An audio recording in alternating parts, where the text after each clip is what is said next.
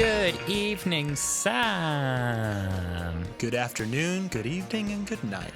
Yes, or good morning if it's the morning where you are, dear listener. It might be the morning. We normally post these at midday, but I have a feeling, I've got a sneaky feeling, some people don't listen to it as soon as it comes out. Do you think? That's mad. A couple, one or two you lag behind a couple of hours, but that's fine. That's okay. I think people actually sit and just kind of peel the feed down, refreshing it every few minutes, waiting for the link. There was one week that we posted like a couple hours late, and by late I mean like instead of posting early, we posted on time, and a few people tweeted and they were like, so where is it? Where is it? By the way, show it to me, Rachel. Show it to me, please. please. Oh my god, that's so funny. Well, happy new Doctor Who Eve. There might be enough Eves, actually. New Doctor Who. Yeah, on Disney Plus. Dun dun dun dun dun. They're very much pushing Disney Doctor Who, and I hate to say, as much as I was going to call it RTD2, it is becoming Disney Doctor Who in my head a little bit. I still think of it as RTD2, but I do know there was a huge poll up the backs of all British Doctor Who viewers when they created that Instagram account called Disney Doctor Who. Yes. I know everyone when it came out was like, oh my god, this is wrong, but I love the little Disney for the Disney Plus with the TARDIS. It's me too. I love it. It's fun. They're promoting hard though. See, I drove past a billboard today, a nice lovely billboard of Shooty and Millie. It was just a nice little sort of terrace house behind it. But I did have a really weird moment. I was because you're right, the States are getting so much promo. They're really, really pushing the US audience on this. And I think that comes from the Disney marketing money. But even here in the UK, I was stopped at traffic lights and there was this great big billboard for Doctor Who. And I was just like, I can't remember, in RTD's era, in Moffat's era, in Chibnall's era, I can't remember ever seeing this much, quote unquote, I'd like to say real life promo for it. Like, we within the Doctor Who community, us Whovians, we've always been digesting all this news and seeing every trailer and every post and every whatever. But to be driving on a road on my commute and just see a huge poster with the logo and Shooty and Millie, it's amazing. I know what you mean. I did, to be fair, where I used to live, there was a billboard around the corner with Jodie Whittaker on it, and it did say, "It's about time." And it had an illustrated face, so I couldn't pretend I hadn't seen that. But I agree with you; it does feel quite all-encompassing now. It feels mainstream, baby.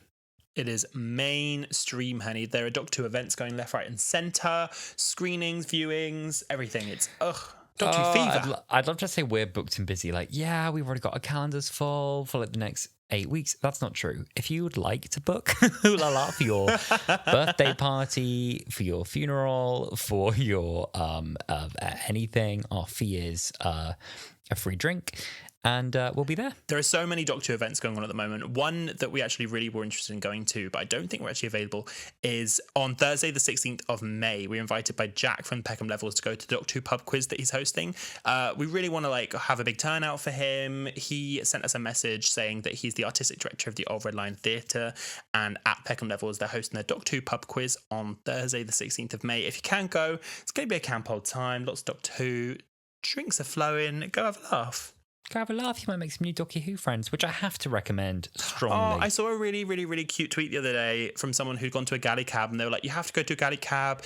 Great fun, great friends. You might even meet the love of your life or something. And they'd met their partner at a galley cab. Did they? Yeah, and they posted a little selfie with them outside the event. And I was just that doesn't surprise me. That doesn't surprise me. It happens. Doctor Who fans find each other, so. So go to the pub quiz. You just don't know.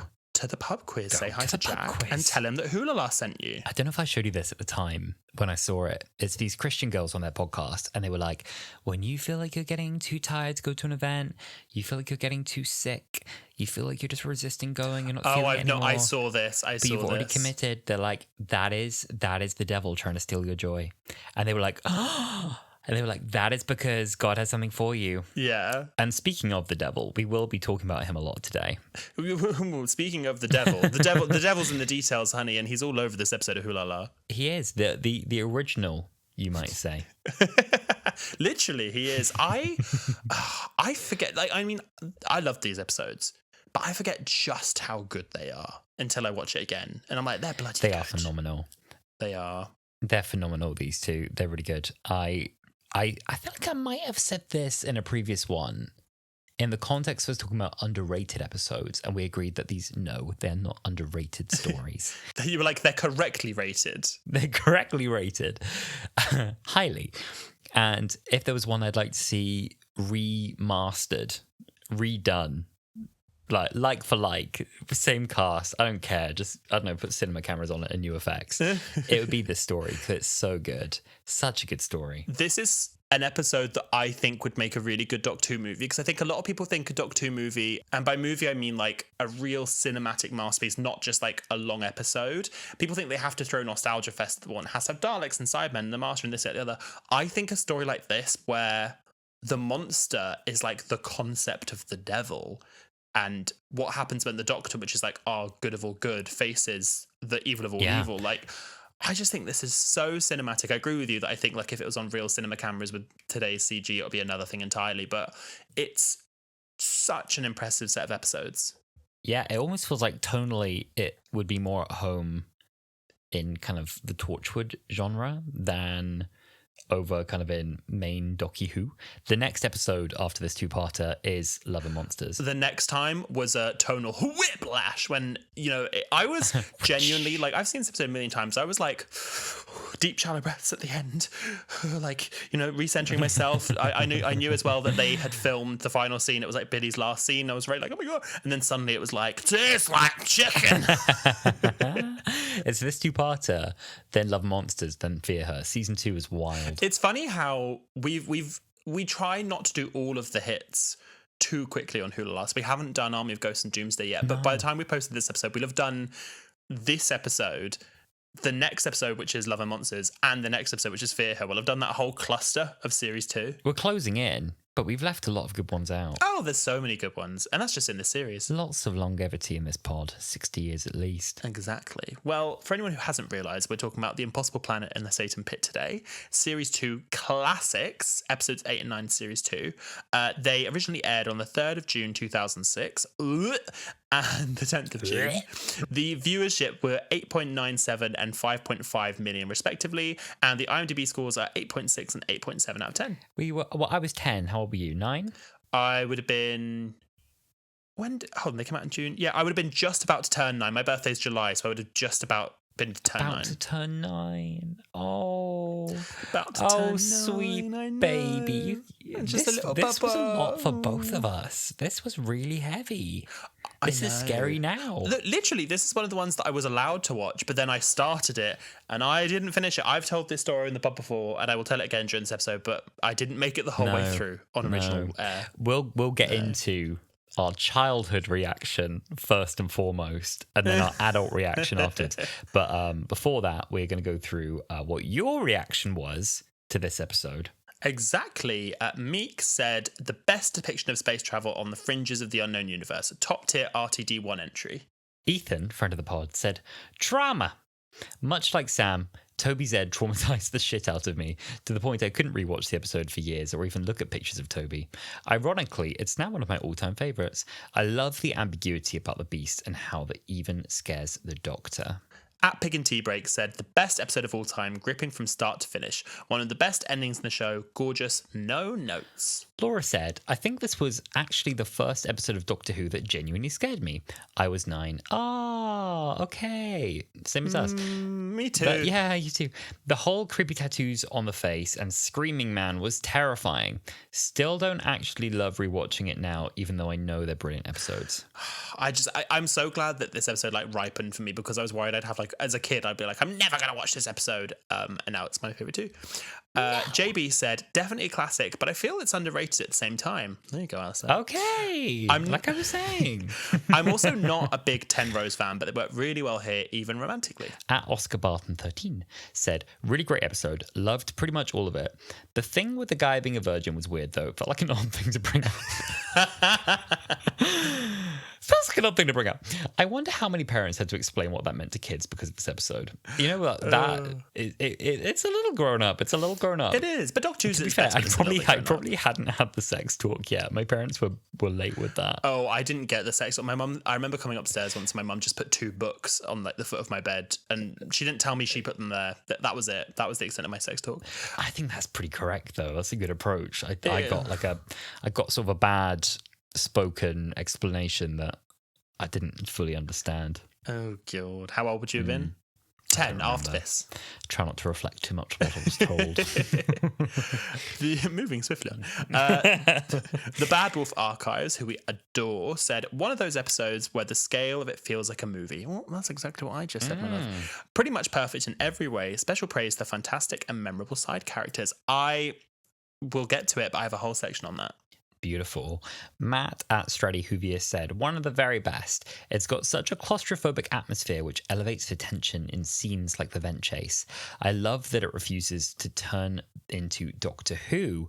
Rose, Ida, the Doctor, they all need to know what the beast is, and there is never a sciencey explanation.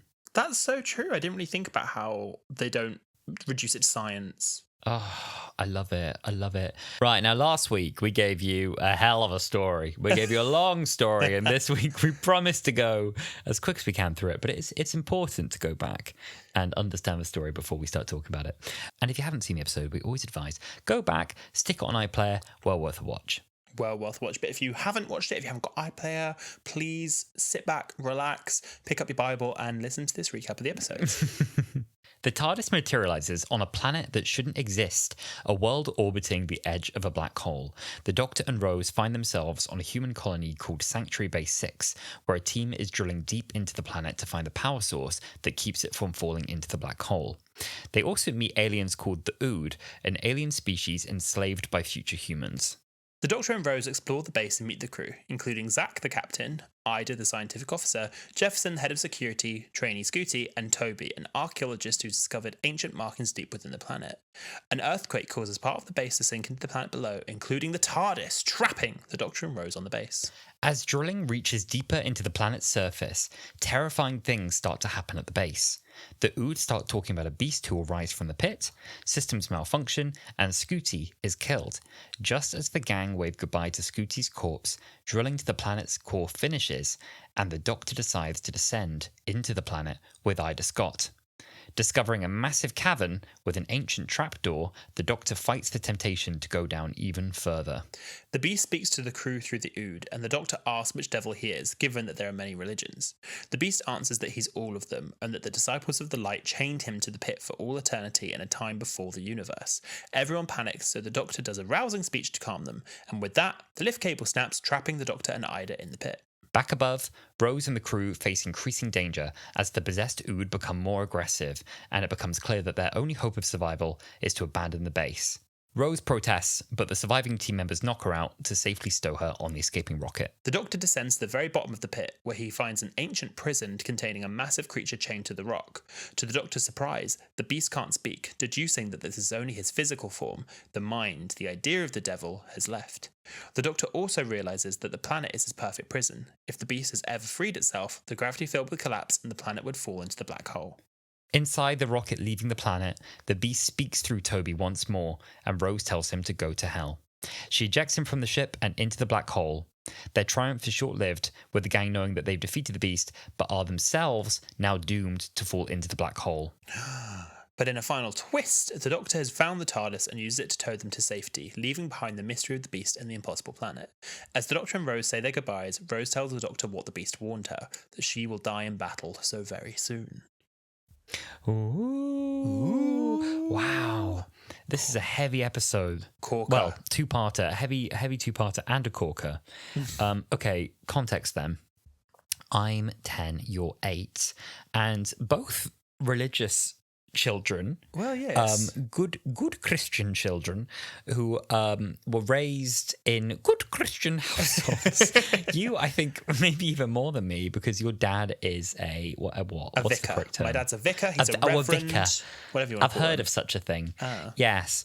And I had quite a lot of band media growing up. That makes it sound like you liked a lot of musical bands. No.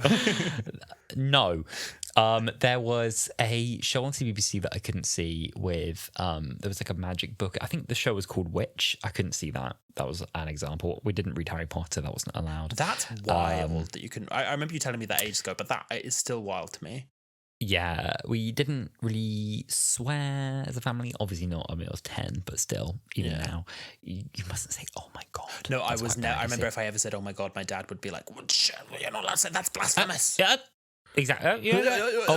Oh my goodness, or oh my gosh. Yeah, oh my gosh. Oh my Yes, gosh. thank you. That before I could say, "Oh sugar." Yes, and then when it came around to Doctor Who, series 1, episode 3, where the Doctor announces, "We're gonna have a séance," they were like, "No, we're not. TV off." That's so funny. My parents did definitely police what Doctor Who I could watch, but only because they were like, "This is going to be too scary." So I wasn't allowed to watch the Gelth episode, but Right. because they thought it was like it's mainly like It would how to upset benefit them. It's like this is going to give him nightmares. He's not going to be able to fucking sleep. Like we're not going to do this, but not because of the. I'm quite grateful. I think that much as I did come from a religious household, I wasn't necessarily like policed on my media because of religion. Certainly was allowed to watch this. I was allowed to watch these, and like I said, my fear for what came throughout the episode, I firmly was like, no, I shan't be watching any more of this, thank you kindly. Yes, and I think what was scary about this was universally scary. I don't know if it was any. Well, I say I don't know if it was any more scary to me. I'd love to go back and ask my young self for an immediate reaction. I really would. They loosened up, I will say, a lot on kind of media and general. Like, oh, was that kind when of, you left home? no, even like in my teen years, they at some point just suddenly chilled out a lot about this kind of thing. They just became a lot more relaxed suddenly. Now they just are pretty chill about all of this. Really, it's only swearing that my mum doesn't like. If there's too many swears in a in like anything, like in a comedy or anything, there's a bit of what's this? Oh, why do I have to use that language? Oh, this isn't very nice. See, I think there's such an art to swearing. I love a good. You can't swear in my house. Olivia Colman, that clip before, she's like, "Can I say it? Can I say it? It's cunt." Yeah, wasn't allowed. Anyway, so I think I was allowed to watch this one, but I think they'd also stopped watching Doctor Who with us, really. Yeah. So I think it probably just went under the radar, this one. I can't imagine they would have really. You think liked if they were it. sat with you and this had happened, they might have been like, Oh yeah, I wouldn't say they've been very happy with this one. I mean, ultimately, it's a triumph of good over evil, isn't it? Yeah. But the context for the story, I guess, is that as a religious youth, I was raised very much in the idea, as someone who isn't religious now, with a factual worldview that there was such a thing as the devil and Satan, and that had a very real influence on my life and everyone else's life. And so this, to me, was just like, oh, it's like Charles Dickens. It's Satan, I see. We're doing... They're like, oh, you're like, oh, they found him. We're doing the Satan episode, sure. And, you know, and then that was just kind of like a real thing. Yeah. So I was just like... I love that you watched this just thinking it was like a documentary. I think I was hanging on to every word of like, when the Doctor does a speech in this about kind of like, oh, but which devil, which religion... I think I remember thinking to myself, like, oh, the Doctor's a Christian, which was a ridiculous thing to think. Oof. But I think when... I know, but I think as a little Christian boy... I couldn't hold that in. I wanted everyone to be on my team. Yeah. I wanted everyone else to be a Christian who'd be going to heaven with me, including my favourite characters. Very, very... Just giving honesty hour there, No, Sam. no, no. I mean, I get that. I definitely relate to thinking... I grew up in a very, like, small town religious household, and I think I'm quite lucky that I was never, and I say this, I was never, and I'm quite grateful for this now. I was like gently nudged towards religion. And again, I'm not religious now. But I think my dad realized at quite a young age for us that if we weren't interested, there's no point forcing it. So he like exposed us to it. And we had, you know, we went to church on Easter and Christmas and all Mother's Day and all that kind of stuff. But I didn't have to base my life on the religion. I kind of lived by the religious principles. So like you said, like swears, not my God, and whatever. But I don't feel like it had too great of an impact on my growing up, which I'm grateful for with retrospect, I think. Well, I was also allowed to dip on church after like, I think I was like 14, 15. Yeah. They were like, right, enough. You can choose if you're coming now. And I was like, absolutely not. I want my Sunday back. Thank you very much. Yeah. And so I didn't go. Yeah. But I still have, as you know, and I'm working on this because I'm not religious, but I have an almost a superstition around certain things still. The Rina Sawayama concert is what strings to my mind. The Rina Sawayama concert is the one, and she was singing This Hell, and the lyrics come up. Da, da, da, da, da, da. We're going to the station to eternal damnation. Damnation. And everyone, it was full of gays, full of queers, and we were like screaming, like, to eternal damnation. Screaming, we're going to eternal damnation. And there's the next bit, da, da, da, da, da, da, we're all going straight to hell. What was that line? I can't remember, but yeah, it was a long. Well, anyway, we were meant to repeat after Rena. I was like, I can't. You literally guys. stood there dead. You're like, I can't say it. I was like, I'm not taking a chance on this. It's just not one you want to say. No. You want to be careful. And I know it's ridiculous. No, but it's deep rooted. It's like shoes on the table, umbrellas indoors, same vein. It's Yeah. like just in case. No. So anyway. Well, it's a bit like Kathy Bates when she's in American Horror Story. There was one time where she was playing a Satan worshipper and she had to keep saying Ave Satana, and she was like, she was interviewed and she was like, I really didn't want to say it. Like I asked them if I couldn't say it, but they were like, you're literally playing a Satan worshipper, and she was like, I don't want to win into existence. Exactly what I was just thinking. Watching it, have obviously no issues watching this episode of Doctor Who. It's Doctor Who, but if I'd been in it, if I'd been a 20-something-year-old playing in Doctor Who for this episode, I wonder if that would have been difficult. I don't know. Probably not, because it's not, I don't think there's, overtly, like, apart from the actual devil in it, there's not, like, tons of satanic imagery or anything. No, exactly. And what I like about it is that there is no definitive answer at the end. It's quite ambiguous. It's like, because it's not like, this is the Christian Lucifer.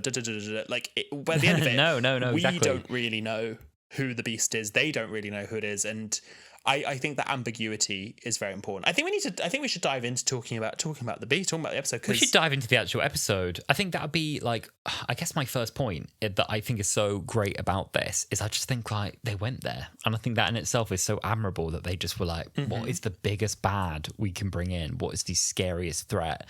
And I think when they've tried to even do it since with like, oh, what's the scariest thing we can think of? Is it like the monster under your bed? What if it's real?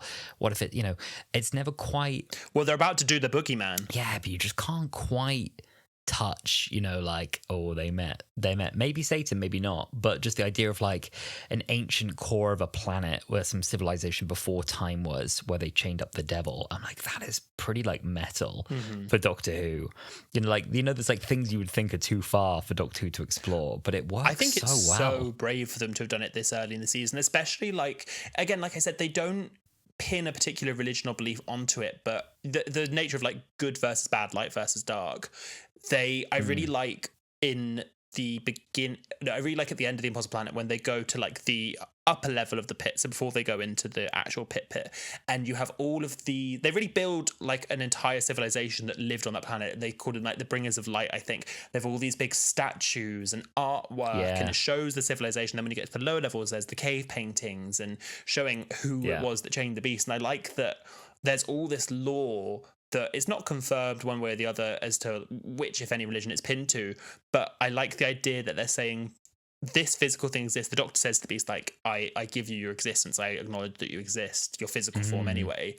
That at least that story, you can imagine, those people fled that planet once they trapped him there, and then they told stories and they told stories and they told stories, and that became lore and that became myth and that became religion. And I like the idea that it all came from that. It's very cool. And as well, like the Doctor being like, which devil are you? He's like, I'm like the one behind all of them. The original. And like what a conversation as well, like the Doctor speaking to the devil. And I also loved the like extra religions they threw in. They were like the Archifets, Orcology, Christianity, Pash, New Judaism, San Clar, Church of the Tin Vagabond.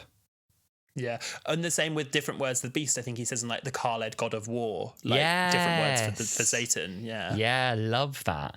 Just really cool. Just like that, as well. Like in the wider Doctor Who universe, religion remains a thing for all these other people, and all the way into the future.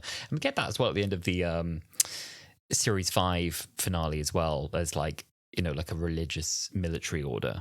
Series 6, the headless monks and the headless monks, and then there's the Church of the Silence as well. Church of the Silence, and even I guess the Time of Angels. They're religious, aren't they? Oh yeah, they are. Oh, they call each other brother and things as well, don't they? Oh, is it pastor or?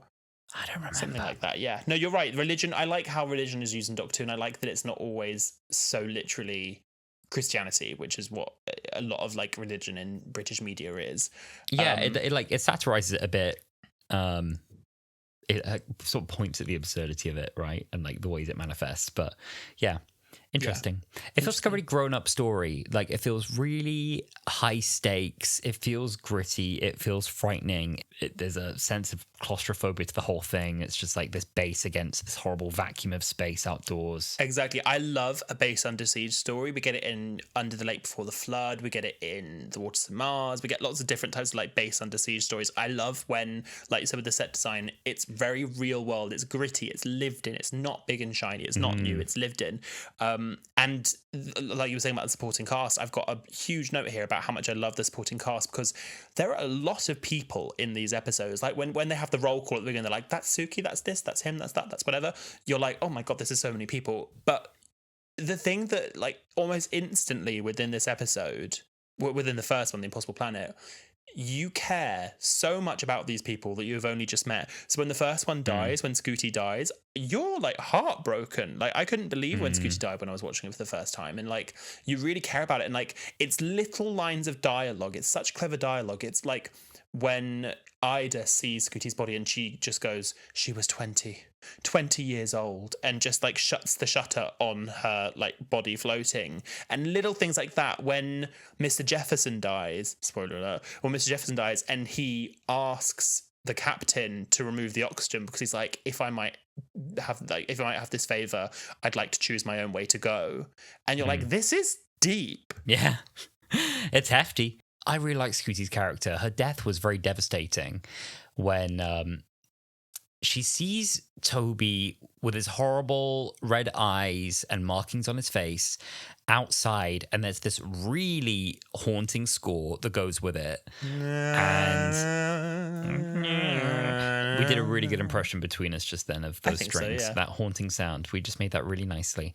And Toby reaches to her and she looks really frightened, but she kind of puts out an arm to like reach out back to him, like she's being tempted, and then she gathers herself and she's like, what the fuck, like no, like I don't want to go outside, but what's going on? And then Toby does this angry expression and starts like reaching out to like grip and break the glass, and then she's like, open door 40, open door 40. So door 40 scary. Out of bounds. So scary. I forgot how creepy the woman's voice was. The woman who does like the comms, she's like, he is awake.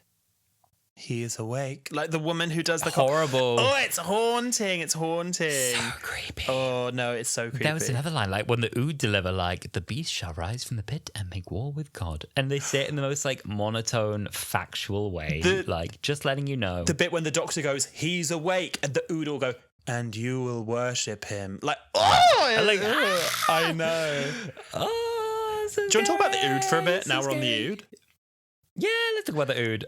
There's a good Ood moment that I liked. I liked a lot of Rose's interactions with the Ood because obviously she sort of recognizes that something's a bit off about having a slave race in the future. Obviously, that's not right, and I'm glad they came back to the fact that that's not right. Yeah, and that is not a natural way for anyone to be, and an important clarification that they came back to in season 4. Yeah. And it's nice that Rose tries to probe, like, are you happy? Is this okay? Like, and tries to humanize. And there's some really funny dialogue as part of that as well. Yeah. Just like, the Ood is offering, the Ood's doing catering. Yeah. I can't remember if the Ood has like a pinny on, or if I imagine that. Maybe an apron. No. You're thinking about Pond Life. Okay, never mind. It's like, that'd be quite funny. And the Ood's like, would you like sauce with that? She's like, oh, I'll have a go. Yeah, I did that job once. I was a dinner lady. Not calling you a lady, although I don't know, you might be. Do you get paid, though? Do they give you money? The beast and his armies shall rise from the pit to make war against God. And then she's like, what? And it's like, apologies. I said, I hope you enjoy your meal. It's so... No, I had the same thing. I feel like I don't love that the solution to get rid of the Ood by the end of the episode is to kill them all. I don't like that they left them all to die. The Doctor acknowledged it, but I do think they definitely needed to go back to it in Series 4, and I'm glad they did that. They need to come back. They needed to come back. But just at their very core, because obviously this is the first... I feel like New Who, surprisingly, doesn't have too many Doctor Who monsters that I consider true Doc 2 monsters, like how you think of the Daleks, how you think of the Cybermen. Like obviously we've got the ones from classics, Daleks, Cybermen, Sontarans, Silurians. In New Who, I think of the Ood, I think of the Weeping Angels. Like those are the two that immediately come to mind when I think of like real, these will last forever. Like say Doc 2 goes off air now for another 20 years, I can see them bringing the Ood back in 20 years or so. They have a great design. Yes, such a distinctive design. Yeah, I remember, actually I forgot this. I missed the first episode of the two-parter for whatever reason. And when I was in the playground at school, someone was telling me about what I'd missed, and they were trying to describe it to me, and I couldn't quite visualize it. And they were like, "Oh, they lose the TARDIS because something collapses," and I had a completely different vision of what that would look like. And then they were like, "Oh, also there's an alien, and it looks like it's bald, but it's got like squid tentacles coming out of its mouth." And I was like, "Oh, yeah, what does that look like?" And then I saw it, and it was again totally different to what I thought it would be.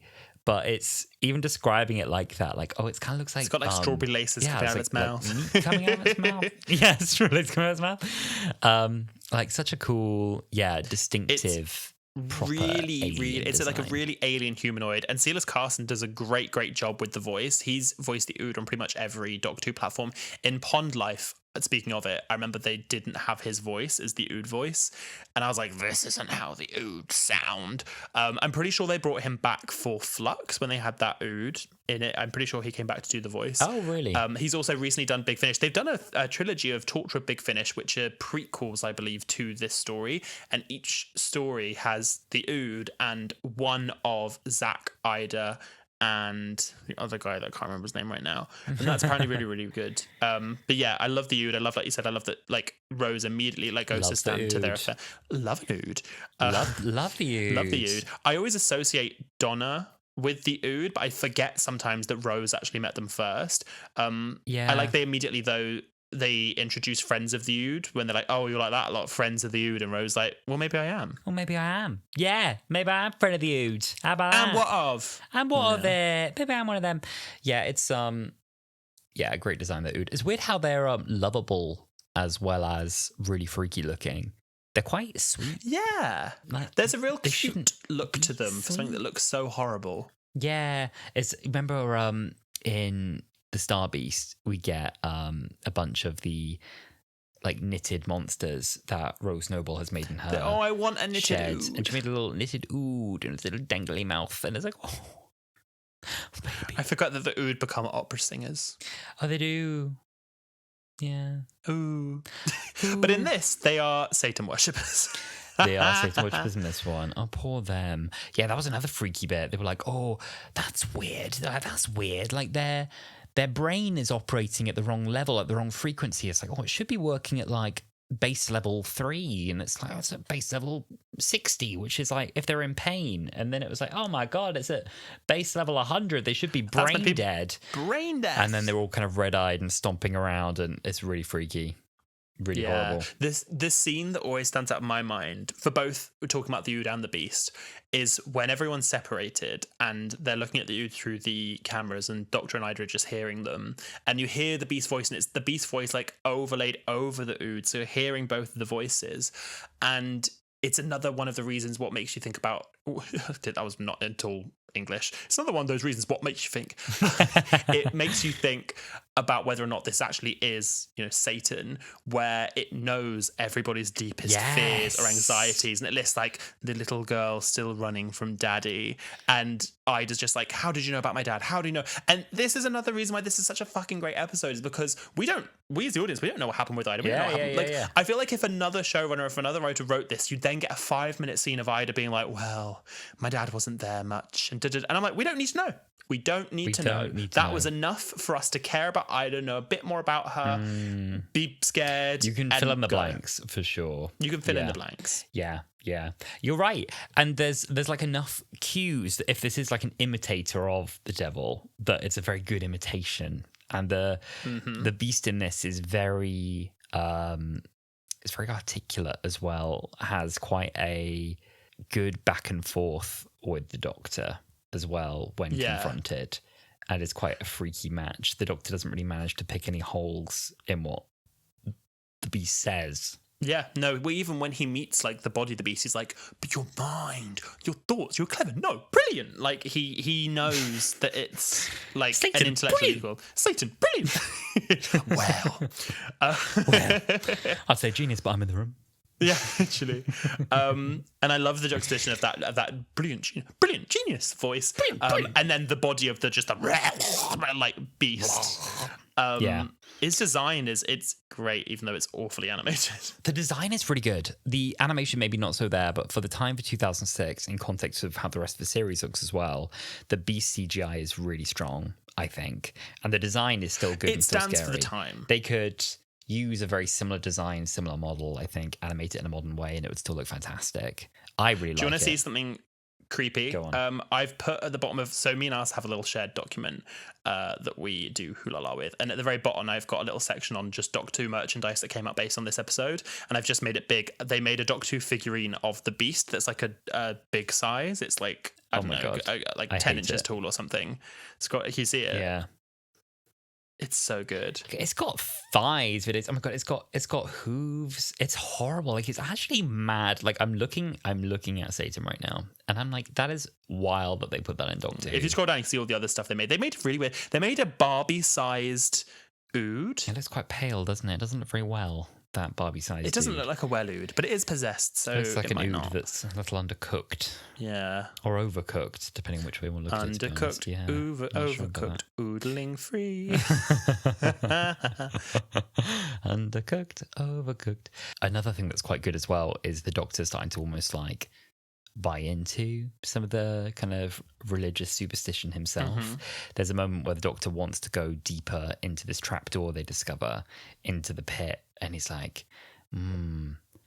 like, he is the temptation, and he's like thinking about the Bible and like scripture, and he's like, no. I This like feels that. off. We shouldn't. He's like, for the first time, I'm going to say, go back, retreat. And truly, for the first time, there is like, when does the Doctor say retreat? When does the Doctor say nope, back? Never. We're going back. But I think it's Never. because he knows he's not letting himself believe that, like, oh, this is the devil that we know it. But he's been kind of warned that he's the temptation. Like, they list the ood, like they list that they say some may call him Abaddon, some may call him Croctor, some may call him Satan or Lucifer or the King of Despair, the Deathless Prince, the Bringer of Night. And I think they say something as well about him being the temptation, or that he's like, I am the temptation. And I think he knows, like, I'm not saying that you're real, but I don't think we should be risking it, you know? Yeah. It's like the temptation in itself, which normally is exactly what makes you want to keep going and keep exploring things. This time I need to read that as a warning. The Doctor running away is great. Yeah. I love it when the Doctor runs away. I think that's a really interesting scene with him and Ida. And then once the rope breaks and they realise they're stuck there, he's like, well, either we sit here and we run out of oxygen or we try and find out what's going on. And I love that because he's got his pass. He's like, look, I kind of have to now. I kind of have to now. And again, me loving the supporting cast so much. There's that bit where Ida, was when he does go down, he kind of abseils down and the rope runs out and he's still not at the bottom. And he's like, look, we're going to run out of oxygen and die, or I can free fall and hope that I survive the fall and I can find something. And Ida's like trying to pull him up and he stops her. And she just kind of pauses and she goes, I don't want to die on my own. And I'm just like, oh, it was like a gut punch. I was like, oh my God, like the pen was on fire writing this one. This episode is bananas. She is a real standout character for me. She's so resourceful and curious, and there's a kindness to her as well I really like. And there's a vulnerability that she shows at those points. I love her, and it was such a delight when it was like, ow, and I've got a friend here for you, bit oxygen starved, but she'll be all right. I was like, yes! Oh, she survived. I wonder if they were trying to set her up to come back, because there's a line where the Doc's like, Ida, see you again maybe, and she's like, I hope so. Like, I wonder if they thought they might be peppering, do you think? For something. That'd be maybe, nice, wouldn't it? They know. still could in a future episode. I mean, she works for Torchwood in the future, right? That's what they are, the Torchwood Archive or the Torchwood Institute or something like that. Yeah, I was thinking about that because they work for Torchwood, but I'm like, so that, I mean, I guess that confirms that in like whatever the 21st century or whenever it is that Torchwood exists. Or in that timeline it used to. Yeah. Yeah, maybe. I think something I'd like to ask for your opinion on. Something I'd like to get your take on. A lot of people feel that Rose and the Doctor were annoying together in this series, which isn't something I feel especially. They're definitely like smug. they're cocky, and I feel like they pay the price for it. There are times when they are overconfident and they push things too far, and that creates Torchwood, and that ultimately, you know, creates the downfall, right? And that's deliberate. And they've always had Rose be a bit of a flawed character, and there are points in like the Cyberman stories where she's a bit of a brat, but that's okay. Yeah, we forgive our queen. This episode, though, I feel she kind of beats the annoying accusations because she is really good on her own and does that good kind of, the doctor's not here, so I'll step up and be the doctor bit that we do like so much, you and I. We do, and like she does that very well, I think. She kind of takes control of the group in his absence. You know what? You've led me into to green pastures here, because I was going to talk about Rose, whether or not you were leading me there. So to answer your question about if I think the Doctor and Rose are annoying, personally, no. I love them, and I'll be the apologist at the end of the days. I do agree that they are deliberately written to be flawed characters, Rose especially, just as much as the Doctor. And I agree that I think she's definitely bratty. I don't like how she treats Mickey. There's a lot she does that I don't like, but I think that's quite deliberate. And I do, like you said, we do love a storyline where a companion tries to become the Doctor, and you really see it here. I love the Doctor. I love Ten and Rose, period. But I love them in these episodes. And I specifically think that this is a really great two-parter for Rose. I love that when the episode opens, she's, you know, lighthearted, carefree. She's a young woman. She's like laughing. And when she realizes the TARDIS is gone, she isn't distraught and panicky. She can see in the Doctor's eyes that she has to be the grown-up because he's devastated. That's his TARDIS. That's all he's got from home. That's all he has. And she tries to say song for him, and she's like, oh, don't worry about me, like, I'm fine. And then she sort of realizes the gravity, the mavity of the situation. She then is like, oh, okay, no, I take it back. You can worry about me. But even then, she's like kind of joking, and they have the conversation about like, oh, you're gonna have to get a house, you have to get a mortgage, you have to live together. But she says it in her like pre-Billy Piper teeth surgery. It's like, oh, not a mortgage. And it's all quite jovial and light. But then when she finds herself separated from the Doctor, and she's outright told, she's like, your friend is dead. Like, he's trapped down there. Whether or not he's dead in this moment, he will be dead very soon. Your friend is dead. There's nothing you can do. She is the person who rallies the troops, and she gets everyone together. She's like, right, okay, you know, lights. We've got to get some lights. What are we going to do with that? Okay. What was it she said? Doesn't she say something about needing like, haven't you got a Tesco's? She says something like that, hasn't she? Okay, I found it. So Danny says to her, there's all sorts of viruses that could stop you. Trouble is, we haven't got them on board. And then Rose goes, yeah, well, that's handy, listing all the things we haven't got. We haven't got a swimming pool either, or a Tesco's. And it's her like saying to them, right, okay, well, it's absolutely useless listing all the things we don't have. Let's start thinking about what we do have. Practical queen. She really, you know, I know, she really brings them together. And then even at the end when they're like, right, okay, we can escape on this rocket, she's like, this, oh my God, I genuinely was like almost tearing up at this scene when she's like, no, I'm going to stay. And she's very like, she's not particularly sad. She's like, no, I'm going to stay. I'm going to wait for the Doctor. Like, you know, he waited for me. And Zach says to her, like, your friend is dead. And she's like, no, I can't. I wrote this one down. He says, your friend's dead. And she goes, no, I'm not going. And he's like, your friend's dead. She goes, he's not. I'm telling you, he's not. And even if he was, how could I leave him all on his own all the way down there? And she's willing to, even if he is dead, just be with him on the planet. And whether it falls into the black hole or not, she's like, I'm not leaving him. God, and I just love, it's such a love story, Ten and Rose, and I'm such a sap for it. It is such a love story. Yeah, I didn't really deep how dark that is. That she's like, well, that's fine. I'll just die here. Yeah, literally. Ooh. Oof. Yeah, she's so in love. She's so in love. It's okay, you're in love. I don't think the Doctor would stay there if she was dead. I don't think so either. But this is the thing in this episode. Like, you see how she's willing to just drop everything for the Doctor. Like, he says, oh, I promised Jackie I'd always take you home. And she just goes, everyone leaves home in the end. And it's a real, like, precursor for Doomsday where she's like, I'm just always going to be here for you. Yeah. She's in deep. She's in deep. It's okay. Oh, and then there's and after I'm just finding all these moments that I loved when she's like, he says, oh, you know, I've trapped you here, and she goes, oh yeah, well, trapped with you, that's not bad. And he's like, really? And she's like, yes. And she's like, immediately she said, yes, because I fancy you.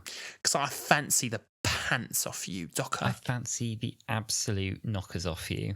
Have you ever heard this fan audio of someone playing Jamie McCrinnan and the second Doctor. No, it's not Jamie McCrinnan, sorry. It's Ben. Ben, Ben and Polly, the first and second Doctor's companions. Right. And it's Ben saying to the Doctor, this was from like the 60s, like, come on, Doc, let's not beat around the bush. Fancy the pants off you, us. And he's like, oh, Jamie, Ben, you stop talking like that. And it's like, nah, come on, Doc, don't be silly. Let's go get busy. And it's so funny.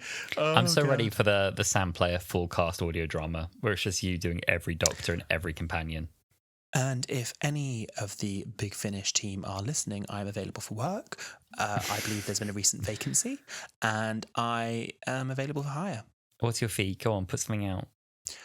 A shout out. Oh, you know what? I want a photo in the Big Finish car park. That's my immediate fee. Oh, that's a good one. Yeah, I'd do it for that too, actually.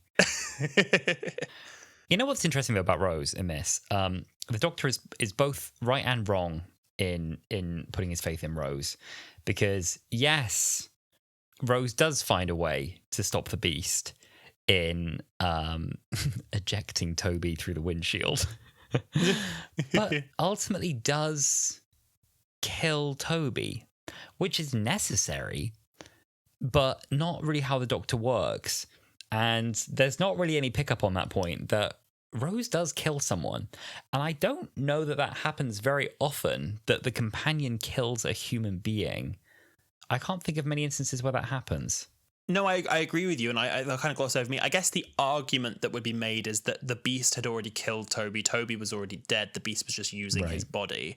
So she was killing the beast. But she still kills someone. I guess, Rose is there any way... Rose kills a guy. I guess, is there any question of like, is there any of Toby left underneath there? I think the answer is no, but the question's there. Funny thing as well, his death, thinking about it, being sucked out the window, like kind of clawing back, trying to grip onto something, really does mirror how she dies in Doomsday, or dies inverted commas. Ooh, it does. No, you're so right. I don't know if anyone's mentioned that, but it's a weird foreshadow, because in that moment you're like, yeah, get him, and he flies away into... But they had the foresight not to film that in a swimming pool. They did, but it's, I'm thinking like, oh, that looks really similar. I don't know if anyone's put those two clips side by side. No, that's so interesting. Yeah. There's a few other parallels in this which are interesting, I think, actually. There's this lovely contrast that happens between, I think, all the action that's happening up on the surface, where they're all running around and going, the old! Open the next section! I need to oxygenate! Open the door! There's no oxygen in there! Open the door! And then down on the bottom, and they're just sort of staring into the pit, and they're considering everything and where they've come from and what they're doing and what might be down there, and should we, shouldn't we, and what if this is it? Having this real like reflective conversation down at the bottom, and like the contrast of those two things happening at once is really nice. You get this like it's a pause, but it's equally intense in a different way. It's not. It gives you a moment to breathe without a moment to rest. Yes, it's certainly not comic relief. It's not like you get down there and it's the Doctor and Ida show and everyone's having a good laugh. It's like, no, we're also contemplating death. Yeah, and there's also, I think, the contrast of they come in for one of the best kind of bits in the whole series too, and they're like, oh, there's something wrong with the TARDIS. It's like she's got indigestion. She seems sort of queasy. Oh, if you think something's wrong, then we could always just turn around and go back. And that's pretty good. I got the words wrong, but you know what I meant. And then, no, I know, yeah. Indeed, the Doctor does peer into the pit and goes, now we're going back, actually. And so that was kind of a nice kind of setup payoff, I think, within that too. It wasn't just a kind of self-referential joke. It was also like a kind of underlines that point, like, no, that this is the threat. No, I like that. I think that this episode does a really good job of tying together different ends of the story, but also different characters' storylines, like you were saying about how, they're dealing with the pit at the bottom, and then on the upper level they're all running away. A really big stand up for me in this story, because it is a two-parter. On Wholala we sometimes give two-parters an episode each, like when we did the Stolen Earth and Journeys, then we gave them an episode each, because it felt like they each kind of had their own part of the story to tell. I feel like this is kind of like a movie that they cut in half, but with a corker of a cliffhanger. I have a whole section about the cliffhanger, mainly because of the reason we were talking about, that it ties together all of these different people's situations so well, and they all kind of climax at the same time. So at the cliffhanger we have... They all climax at the same time. Oh, baby, it was a mess. The gravity field is going and the planet's falling into the black hole. everyone's in danger. The Ood have just become possessed and they're trying to kill Rose and friends. They're in danger. The actual pit is opening and it seems as though in the editing that the beast is escaping. It says, and I am free. And the camera kind of comes up to the Doctor and Ida looking over like, ooh. And everyone, and Zach is there like, somebody report. So everyone's in danger. And I think that it's just a really, really great way of tying everyone together. It's some of the best the Doctor Who's ever been. Yeah. And that's just a classic Monday for me. Oh, there you go. I knew it. It's always like this with you, isn't it? Oh, yes. Oh, yes. Yeah, there's a lot of bloody action going on. The writing was phenomenal in this. I really, really enjoyed it. There's one last little thing. I mentioned it before, but I'll say it one more time. The set design was really great. With Doctor Who, they need to find places they can save money. And basically reusing the same 3 bits of corridor over and over and over and over in this, and the same ventilation shafts over and over and over. Over and over. Didn't feel like they were doing it. It felt like plausibly like they were going through kind of 3, 4, 5 levels. Well, it's like a flat pack, pop-up base. Like it story-wise makes sense that everything would look the same as well, even though you're so right. Which is quite pleasing. Yeah. And the aesthetic of it as well, this kind of like yellow, black, rust, noughties, industrial aesthetic. It reminds me, now this is a niche reference, of a Lego PC game called Rock Raiders. And that's somewhere in the back of my memory. This I know felt very Rock Raiders to me, and so just felt very right, I think. Rock Raiders also was set, I think that had something to do with the wormhole as well, actually, in it. God, maybe this is a Rock Raiders story. That goes deep. Maybe it is. It's like how my theory that Eternals, Marvel Eternals, is actually just a retelling of Bionicle. We'll go into that another day. That's another podcast. Can I talk for a moment about my childhood and adult fear of Toby Z? Oh, go on. It's been coming. I've got to talk about it. I won't say it too long because I've talked it to death on the podcast, but Toby Z was the reason why I turned this episode off. So I was watching it and I was like, I saw the ooh, that's kind of funny. Like, there's a scary voice. That's a bit creepy, whatever. It was something about the red contact lenses and the tattoos on the face, the really dark lips and the like beastly voice. Yeah. And it just scared the pants off me as a kid. And I've told this story before, but it was quite a while ago on Wholala, so I'll tell you again. I used to subscribe to the Doctor Who Adventures magazine, and after this episode aired and I was getting the magazine, because I think they started releasing the magazine just before A New Earth was released, so it was coming out at the same time parallel to series 2. I used to make my mum go through the magazine every week, because I think it was weekly, and if there was ever a picture of Toby Z, I used to call him the Red Eye Man. So if I say to my mum now, do you remember the Red Eye Man? She'd be like, absolutely. If I say Toby Z, she'll be like, who the hell are you talking about? And she used to go through and either get a Sharpie and scribble it out, or get like packing tape, like brown packing tape, and stick it over every picture of him. And then she'd like come back to me with my magazine. She'd be like, okay, it's safe now. And I'm like, thank you, Mum. And I'd like go through such it. An act of love from your mum. Like that's I know. That's actually the funniest, sweetest thing. Oh, it was very sweet of her, but it really scared me. There was something, and it was so sudden when he would turn around and have the markings on him, because you would think it was just Toby, and then suddenly he had the markings in the eyes and he was a whole different character, and it was a jump scare, and it was the way he could turn at any time. It was instant. The bit where he turns around and shushes the Ood, and he doesn't have the markings, he just has the red eyes, because at that point you think it's Toby, and he does that little shush and he's like, help me, oh my god, help me, and I'm like, oh no, it's not Toby, it's the beast. Yeah, I just remembered another bit when Toby first gets possessed in this. He's sitting and kind of reading all the ancient markings, and I guess that's how the beast's soul escapes, is in one of these things that they've kind of excavated. I don't know, I'm theorizing. Yeah. And he hears a voice in his room and it's like, Toby. And he's like, well, who is that? Stop messing around. And then it's like, Toby. But then it becomes like, don't turn around. If you turn around, you'll die. And then he does ultimately turn around. And ultimately he does die. Well, he's the voice is like, don't turn around. I'm reaching out for you, Toby. I can touch you. And it's so gross. So scary. Now that is where I'm sure I would have had some nightmares about that. Also the Ood with the kind of like using their communicator balls as like electricity volts they can just sort of jam into your head. That was really scary.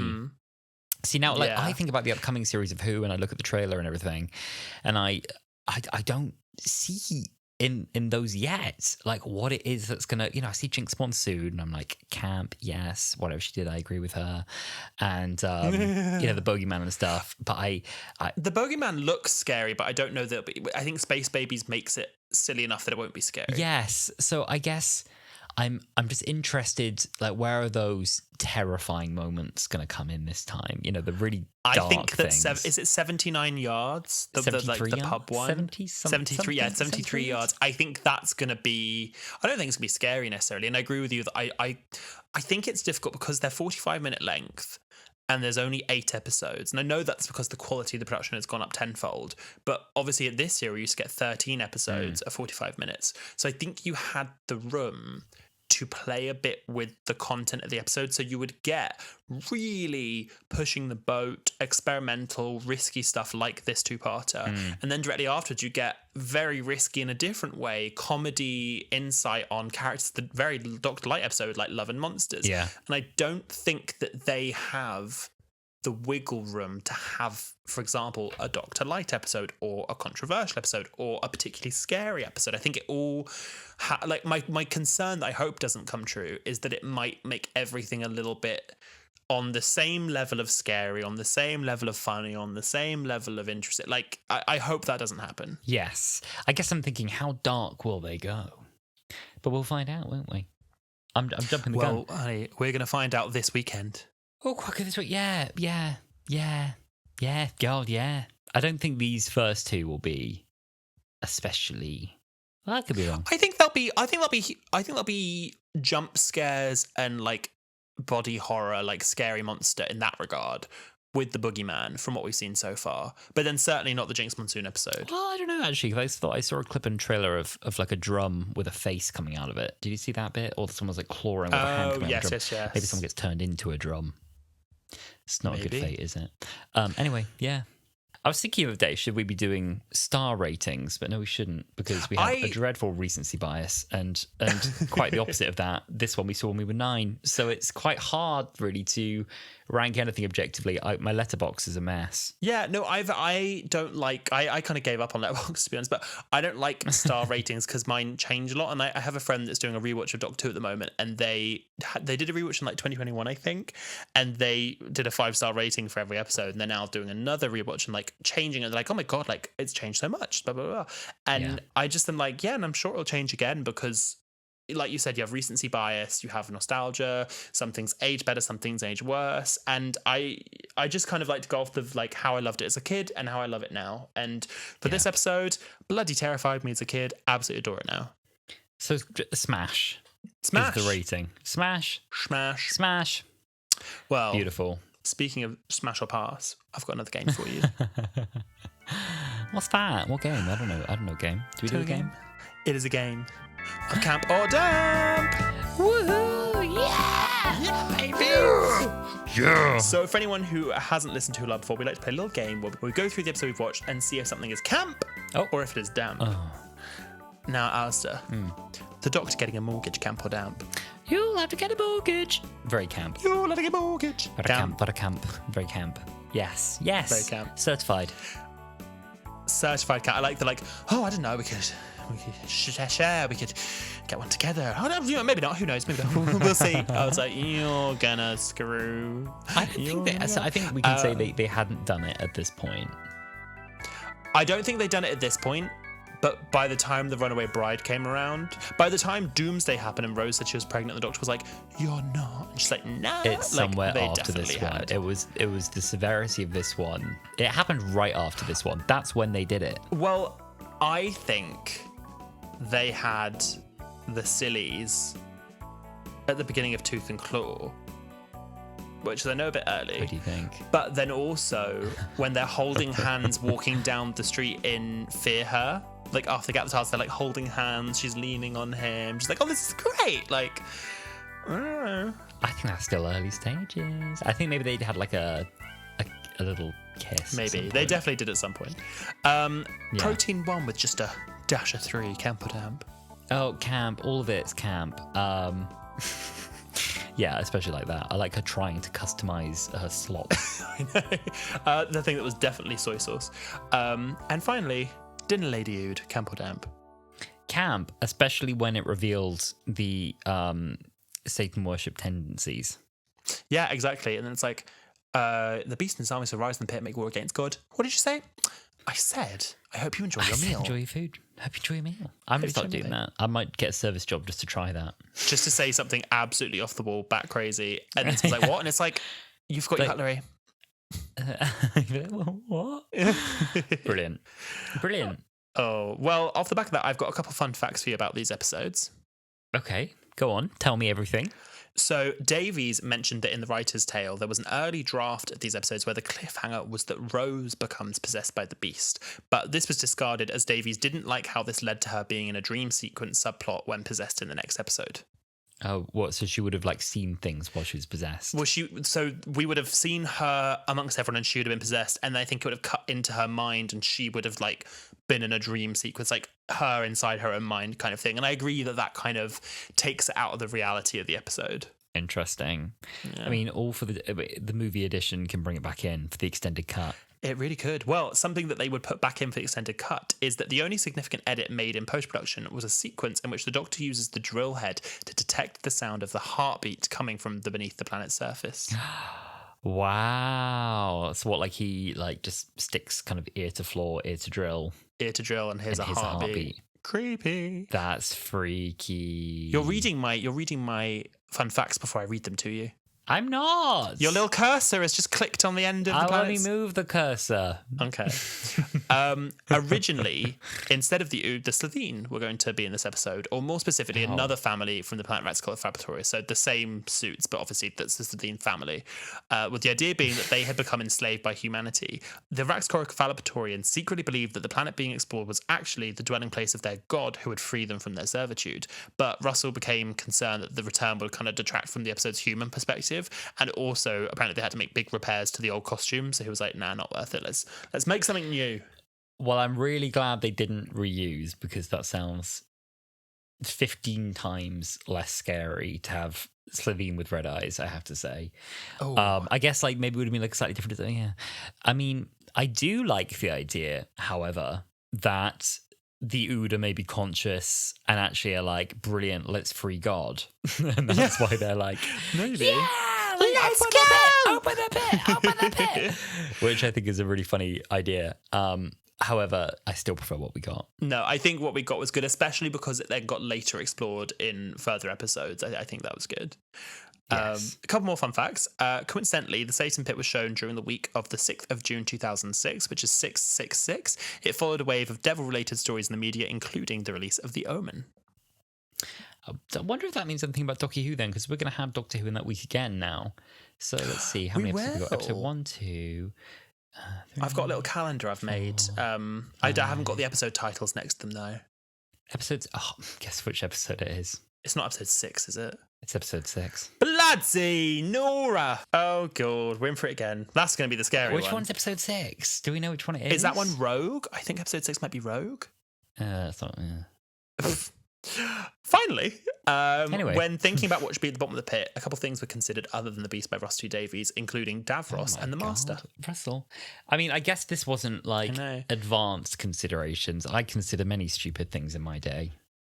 Well, also, you got to remember that neither of these villains have come back yet. And I think it would have been a bit of a gag if, the perfect trap to enslave the worst thing you could ever imagine, and it's Roger Delgado. There's something that would have been kind of... There. That is quite funny. That is quite funny. Davros would have been ridiculous. I mean, Davros would have been all this brilliant mysticism and horror and supernatural abilities, and then it just been reduced down to just it's the classic Davros as well that talks like this, and when he gets angry, he talks like this, like that. No. Yeah. No. Exactly. No. I don't think. Oh, that heartbeat, Davros. Oh, God. Well, thank you so much, dear listener, for listening to this episode of Wholala. As always, we love to hear what you think, so please reach out to us on all of our socials. We're everywhere at Wholala Pod. That's X, Instagram, TikTok, and Threads, all of which are at Wholala Pod. You can also rewatch old episodes of the podcast on our YouTube channel, which is at Wholala Pod. You've learned that speech by heart, and I just don't have something similar in my head every week. Every week you're like, what do I say? Who are we? Coffee. What show is this? Rate the podcast 5 stars is the first instruction. It takes 2 seconds. Just do it. God. Next. Follow the podcast. Follow the podcast. That's important as well. Then you get notifications. You've already been told to go to the socials, so don't worry about that. Donate to the coffee. That's optional, but really appreciative if you do. KO-FI on coffee. I think just coffee dot whatever it is /Wholala. That's professional. And then what's the other thing? Oh, share with a friend. Put in your story. Engage with us on the socials. All really helpful. Gets us lots of impressions. We love hearing from you anyway. And yeah, that's it really, I think. We're working on something new and exciting. Oh, yes. Which is a website. Can you imagine that? Wholala.co.uk is pending. So if it doesn't turn up, don't mention it again. But we're hoping it'll be full of mini games, lost media, flash games. There'll be a destroy a Dalek. Yeah, there'll be like help Sam escape the recording booth type thing. There'll be what are the help games? Keep Alasdair in the recording booth. Help keep Alasdair in the recording booth. Keep the door shut. Keep things you can fidget with away. Keep him focused. Come here. Keep looking. Oh, he lost focus. You lose. He's lost his notes. Game over. There'll be exclusive wallpapers you can download. There'll be 1024 by 768 for your brand new not widescreen monitor.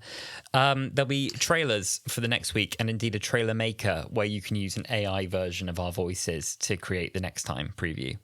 The legal team for Wholala would like to say that none of the above will feature in the wholala.co.uk website. No, it won't be there. Yeah. But we will, so we'll see. We'll be there. Lovely pictures of us. Well, there will be, in a way, an extended gallery. Which should we make a gallery? With a few pictures of us. It's a bit sad, isn't it? Wallpapers. No, let's not do that.